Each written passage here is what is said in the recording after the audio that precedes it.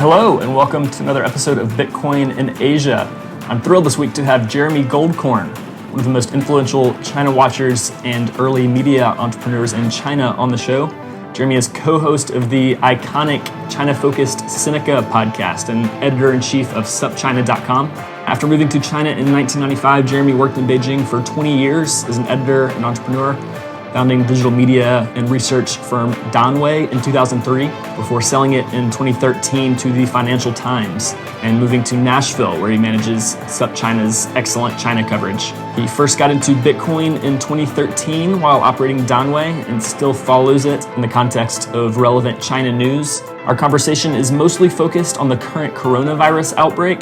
Jeremy puts it into context with the SARS outbreak in 2003, which he was in Beijing for, explains what some potential lasting effects might be, and gives his thoughts on China's central bank digital currency plans, among other topics. Jeremy is a China expert, and this is one that you don't want to miss.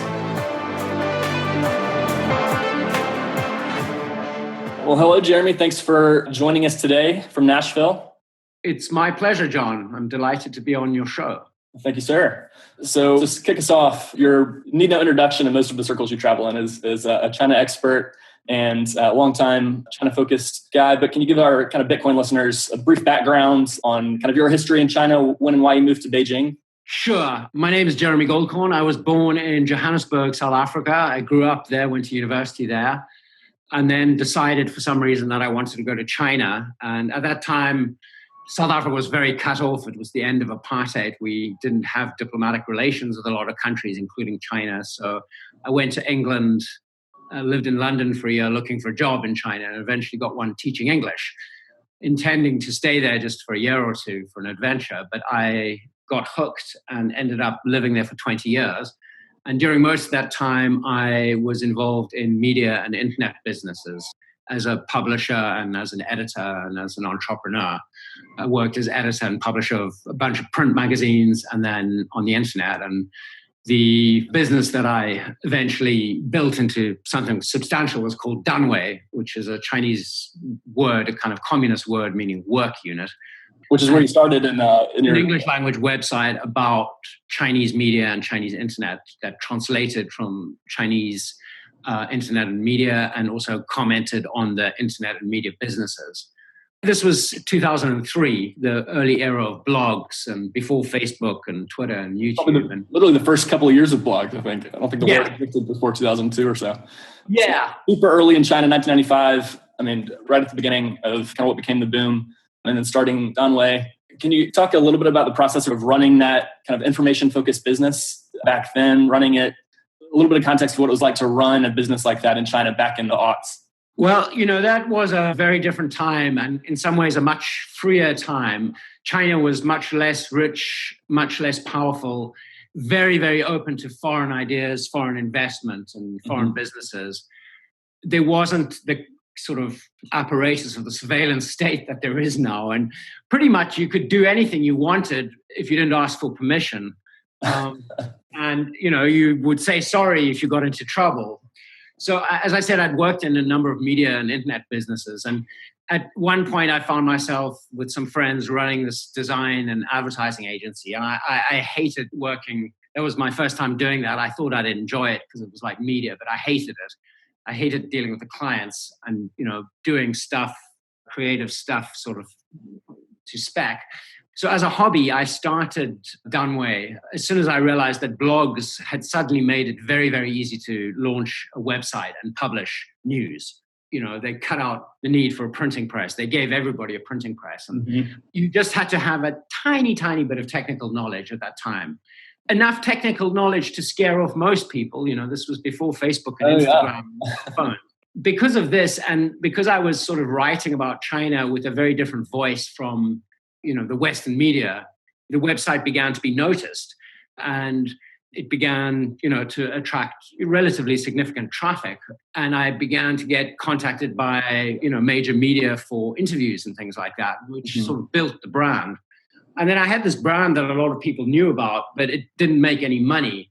And I spent many, many years living, hand to mouth, sometimes wandering around Beijing, going to Chinese-style dinners where usually one person will pay for the whole dinner and just, hoping that somebody else was going to take the check because I had like $2 in my wallet. So I lived like that for a long time. Yeah. But eventually figured out various ways to creatively finance it, using my knowledge of the Chinese sort of business bureaucracy, and then do client services. So we did research work for companies, essentially, financial companies and corporate multinationals. And that ended up being the business model. And then I sold it to the Financial Times as a research business that had a, public-facing media brand. Right. And then that's when we first met after your sale to the Financial Times and moved to Nashville. I had been listening to your podcast, kind of the quintessential China podcast, Seneca, for a few years before that, and was really interested when you had your first Bitcoin kind of focused episode with Zen and Capron. Can you talk about kind of the first time you learned about Bitcoin, what interested you about it at the time? I'm an internet person, so whatever people are chattering about on the internet, I'll kind of be plugged into. So I was aware of it in its early days. It didn't particularly interest me, but then in fact, one of my employees at Danwei became very interested in all kinds of internet-based financial things. He started off interested in P2P companies. And at that time, it was really booming. So this would have been, I guess, 2013, 2014. Mm-hmm. And the P2P sector in China was booming. There were, several thousand companies offering all kinds of peer-to-peer services, loans, equity, investments. A lot of them were scams. The majority of them were either scams or just badly run. And I think it's down to under 50. I shouldn't actually say that number, but it's been whittled down to a tiny number. But then this guy, he got interested in Bitcoin and started buying it.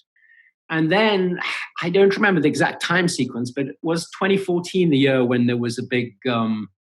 Yeah, kind of middle end of 2013. I think 2013 was the podcast was then, actually. Right. So at some point I had a typical kind of noobs, FOMO, like fear of missing out. And I said to this guy, Eric, sell me some Bitcoin. So I bought some Bitcoin and, I no longer hold a lot of Bitcoin, but I sold it very profitably and bought a drone. Oh, nice. And I still have a little bit of Bitcoin. So, my interest is very much an amateur. I don't know a lot about Bitcoin or cryptocurrency, except what I gather from reading the business press and sometimes the crypto press. Right.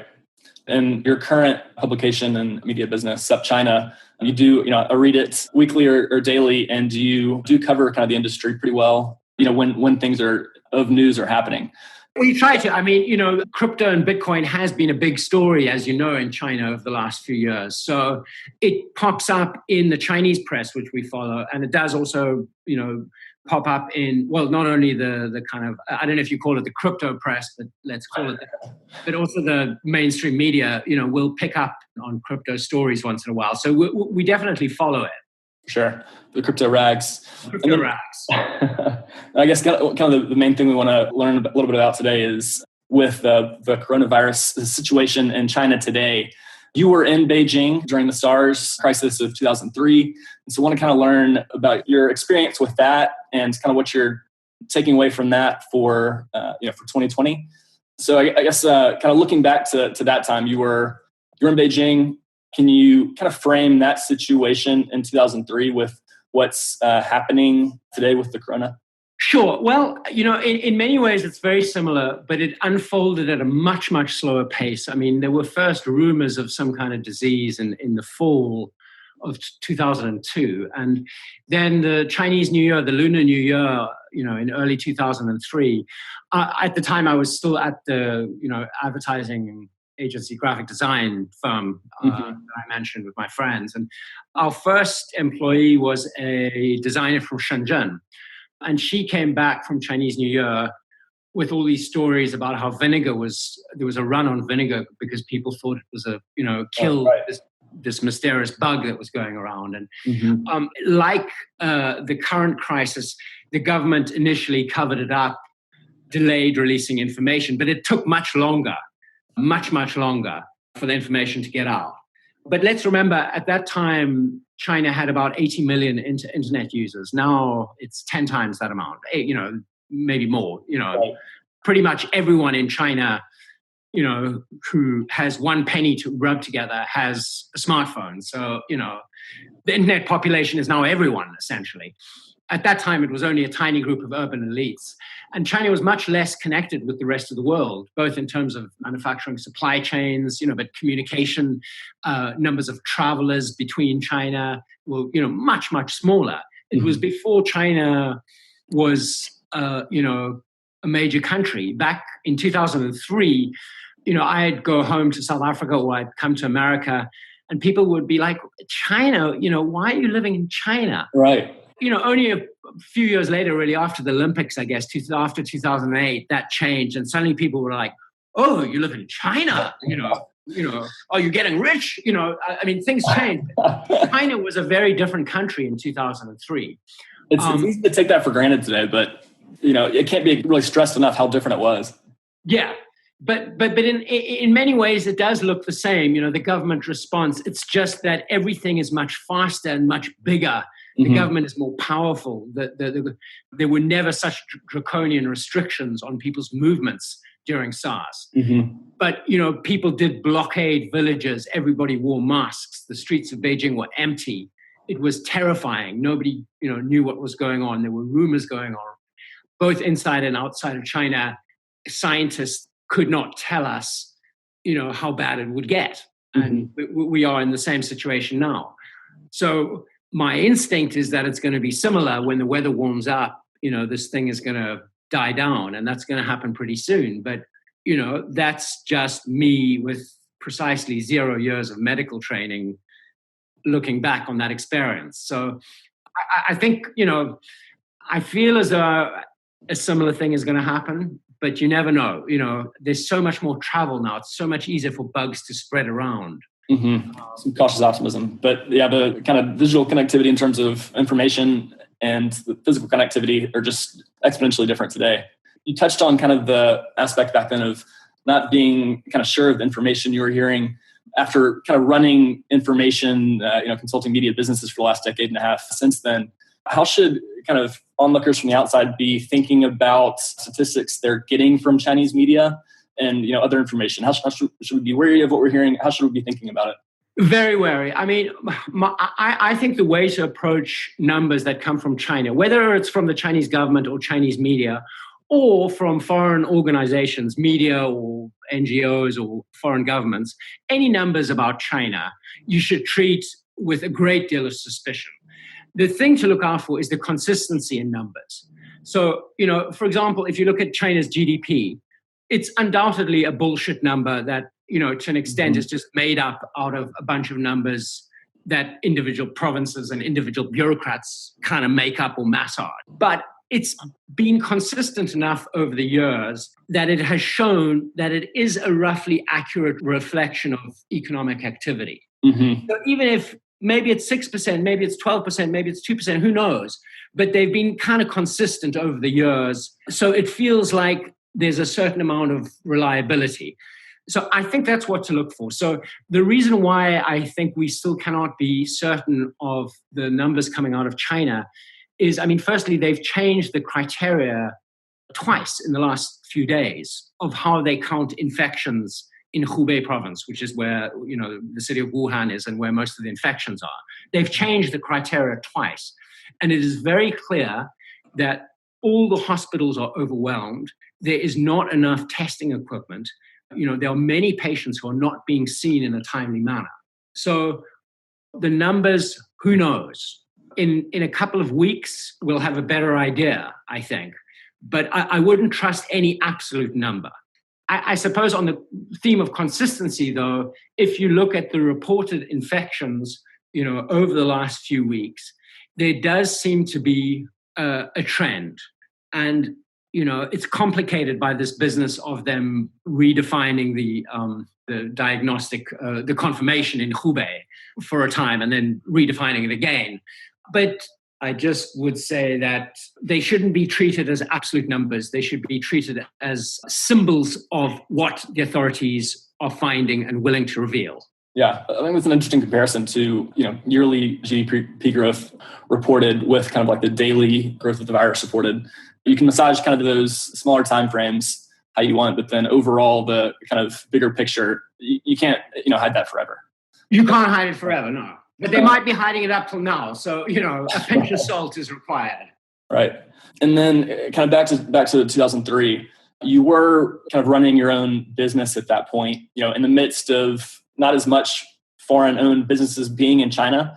Can you talk a little bit about what it was like to be running a business in that scenario with employees? How did y'all approach it versus kind of how other foreign-owned businesses approached it? What were some kind of your learnings from that experience, I guess? Well, we were running this tiny little ad agency, and at that time we had, maybe 8 clients, and we were trying to compete against the big agencies like Ogilvy by, undercutting them on price and then offering a more personalized service. Mm-hmm. So for us, actually, SARS was an excellent opportunity because all of the big multinationals, the senior executives are all hypochondriacs and cowards. So they all fled with their families to, back home, abandoning their clients, whereas we were sending them, packages of flowers and face masks and, saying, oh, we don't want to meet. It's okay. We don't have to meet. We know it's, it's bufangbian. It's not convenient to meet now, but let's talk on the phone. And, we didn't really get any business done. I think we took a bit of a hit because business just slowed down. Mm-hmm. But afterwards, some of the relationships that we'd built in that time paid off. So for us, it was actually quite a good thing. And I think that is still the case for businesses in China.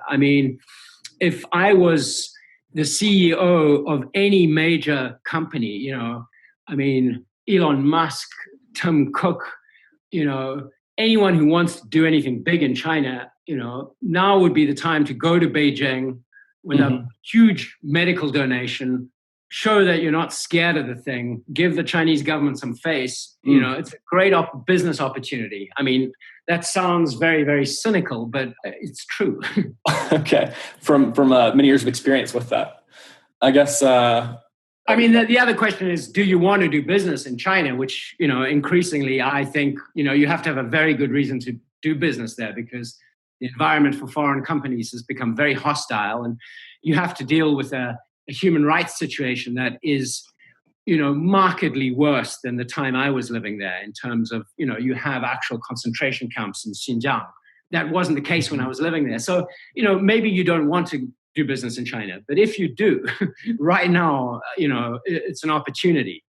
Mm-hmm. Facebook, who has, made waves kind of in the crypto sphere with their Libra project, probably one of the more public kind of face-focused campaigns, I guess, by Zuckerberg, over the last decade, which hasn't really yielded a ton, it seems like. So, they have no chance in China running social media. They do have a business there. They sell ads, right? But, China, there's no Google, no YouTube, no Twitter, no Instagram.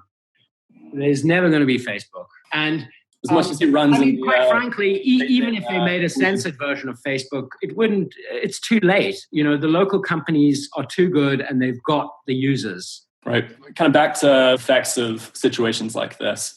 In kind of the Bitcoin space today, we've had, a lot of the kind of mining hardware manufacturing supply chains hit China. So we've seen some of the larger manufacturers kind of say, hey, we're going to have delays of, a week, 2 weeks, and monitoring the situation. Can you talk about the situation in 2003, what you kind of saw then and effects to supply chains and how you would think about that today? Well, as I said, of course, there's a huge difference because the world was much, much less dependent on China. Right. The supply chains that exist today, many of them simply weren't there at that time. So the disruption both to China's economy, but to the global economy, was just much milder than it will be this time. Even if the epidemic is, tomorrow it miraculously ends, the disruption is just already much bigger than it was for SARS. And I wasn't involved in any kind of manufacturing. The business I was doing at the time was pixels and print. The printers, because we were still doing a lot of print marketing collateral, the printers, I seem to recall, shut down for a couple of weeks. But I think it was just a couple of weeks. Everybody was wearing masks, encouraged to avoid human contact. But the slowdown was just a lot less serious than this time. Yeah. And there were not these radical quarantine, lockdown measures that you're seeing now. Mm-hmm. And I guess kind of the origination being in Guangdong and kind of more southern areas back then versus it really spreading kind of quickly with the current situation, on top of China being such a vastly different country, kind of adds to the difference. The kind of effects of government oversight and action that came from 2003 versus kind of what you're seeing today. You had an interesting piece on SUP China on kind of the biosecurity state. Can you talk a little bit about that and kind of effects you think we're going to have from this crisis, and then maybe kind of that 2003 to 2020, how we saw the change through that time as well because of things like SARS, maybe the Olympics, maybe H1N1, things like that? So, the technology was much more primitive back then. So after SARS, the real change was that airports all over East Asia, but particularly in China, and high-end hotels all bought these infrared thermometer gun things, that you can use contactless temperature readings. And that those stayed in the airports. They never went away. They've always been there in the Chinese airports since then. I think in some ways, maybe a more relevant comparison is the Beijing Olympic Games, where the security state sort of asserted itself in Beijing. On the subway, suddenly there were X-ray, airport-style security checks where you had to put your bag through, and that never used to exist. And after the Olympic Games, they were installed for the Games, but after the Games, they carried on using them. Mm-hmm. Now, in 2020, we're at a situation where, because of mobile phones and the enormous amounts of data that we are giving to the companies that control our devices and our software, and the fact that in China these companies are compelled to work hand in hand with the state, you are already seeing the big tech companies, Alibaba and Tencent, rolling out these health check apps. So there's one that Alibaba's rolled out that basically, looks up your travel history. And I think that's based on either your mobile phone operator, which will give, your roaming history, or some other government database, and, apply some other criteria and then give you a green code. So you're okay to roam around the city, or you get yellow, you have to quarantine for a week, or you get red, you have to quarantine for 2 weeks. And by the way, check in every day with some authority using a chat app, Ding Talk, which happens to be owned by Alibaba, which is also, selling this, giving away this health check app. So there's going to be a lot of technology like this that is going to enable the Chinese state and with the assistance of tech companies to track people's movements and to track their health. And the Chinese state, the party, the Communist Party, they've never felt that a person's body is a particularly private thing. There's been the famous one-child policy, and even till today, it's a two-child policy, and there's still forced abortions. The party's never taken its hand out of women's wombs, essentially. And another example of this attitude is, over the last few years, it's been quite common in China for the police to do drug raids on bars, often, targeting not only foreigners, they target Chinese too, but it's been reported a lot in English because foreigners have been targeted in Beijing, Shanghai, and elsewhere. So they come into a bar and they make everyone pee into a cup. And if you test positive for any kind of drug, weed, or anything else, off you go for 2 weeks in the clink, and then you get deported.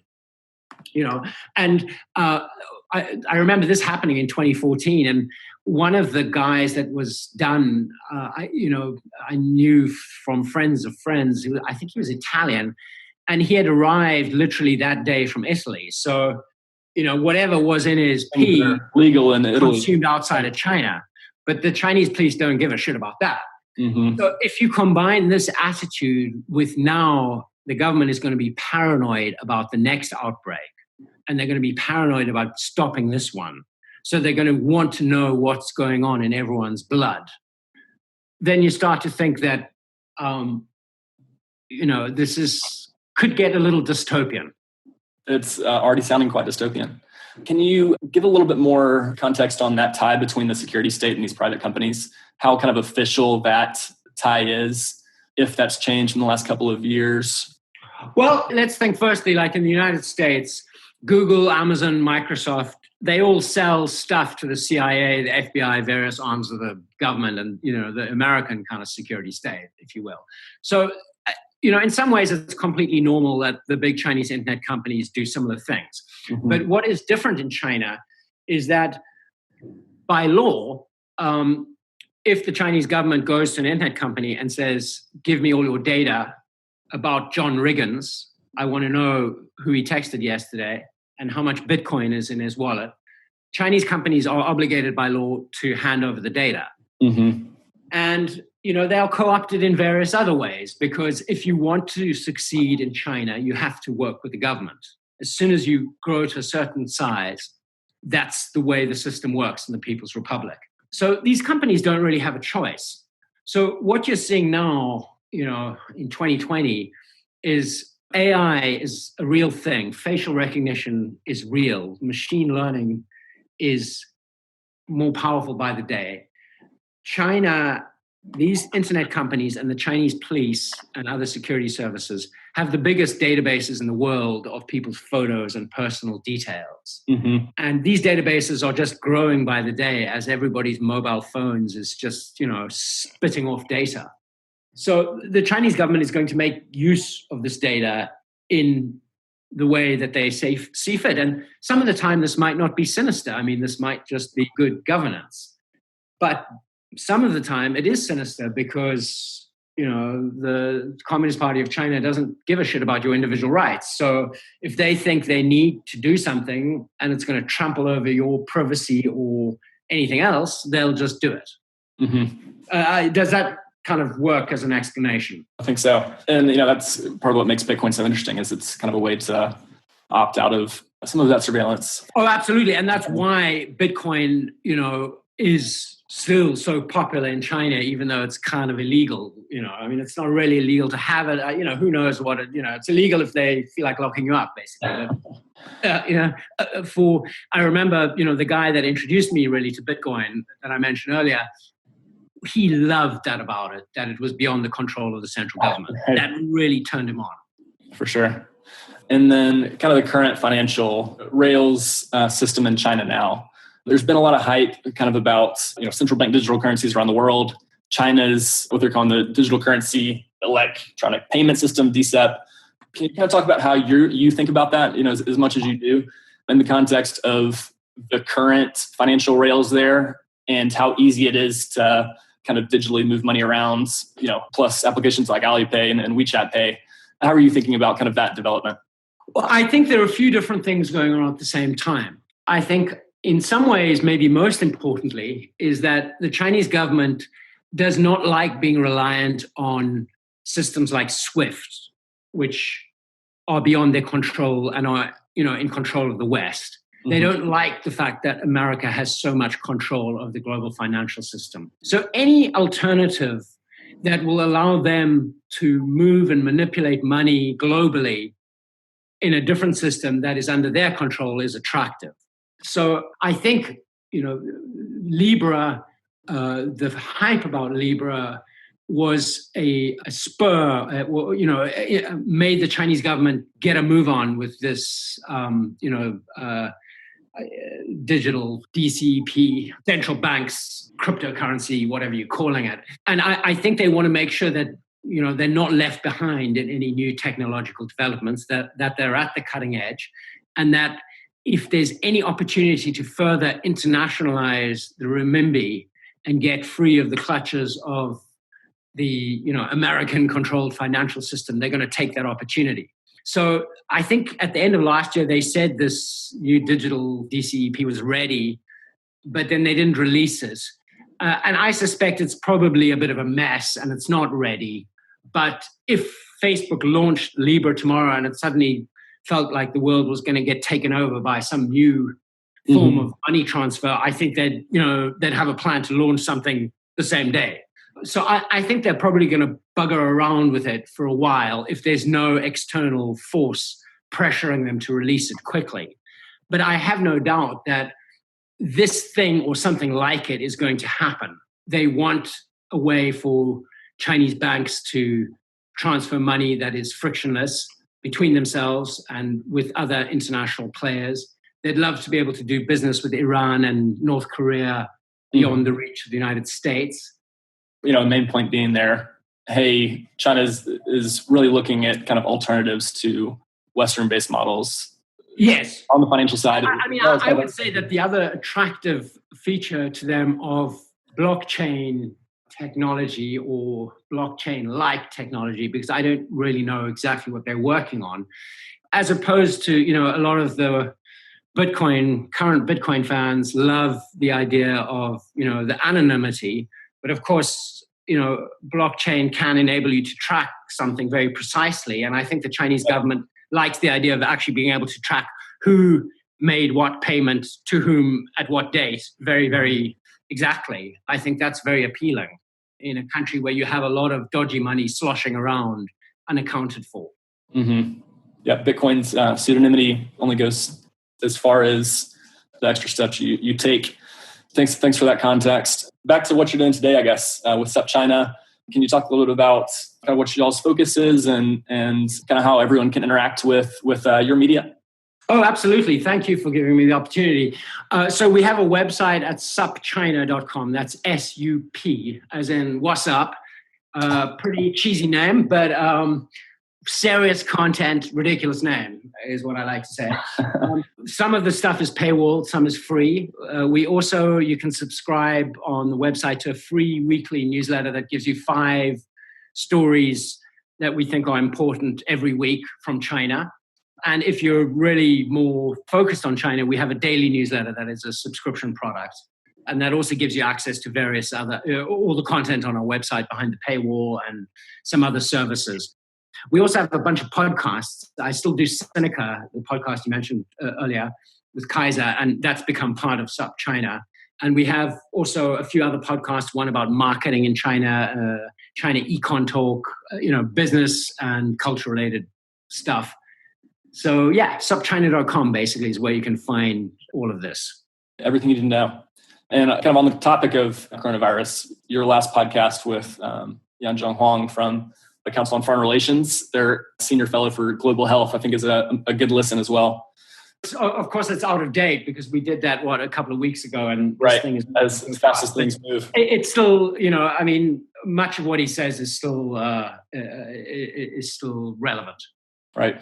And then as a hat tip to you, because you do this on all of your Seneca podcasts at the end, can you give us a recommendation, preferably something kind of China related, about Nashville or your former home of Beijing that you would have for us? Okay, I'm going to give a Nashville recommendation because, this coronavirus is causing a lot of people to be racist and ridiculous and think that Chinese people, because they're Chinese, have a bug and people are avoiding Chinatowns. And I don't know if this is happening in Nashville or not to Chinese restaurants, but I'd like to recommend you go to a Chinese restaurant. And 2 that we go to quite a lot are Lucky Bamboo in West Nashville, not too far from the Nations.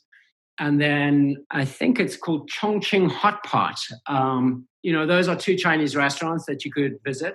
But if you're not in Nashville, if you're elsewhere, anywhere around the world, go to a Chinese restaurant and enjoy some delicious Chinese food. And don't worry about the fucking virus. All right, I like it. Appreciate the color from you today, Jeremy. And we'll catch up. I'm sorry if you have to beep that to make it safe. But in our experience, after Steve Jobs died, they stopped caring about swearing on iTunes Store. So. Oh, gosh. I don't know that was the reason, but it's all good here. Thanks for your time, Jeremy. Everyone, definitely recommend SupChina and the Seneca podcast. Thank you, John. A real pleasure talking to you. Thank you for having me on your show. Thanks.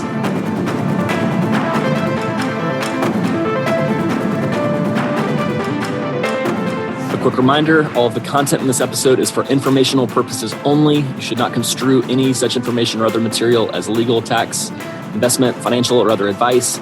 Nothing contained in this presentation constitutes a solicitation, recommendation, endorsement, or offer by BTC Media, the Let's Talk Bitcoin podcast network, or any third-party service provider to buy or sell any securities or other financial instruments.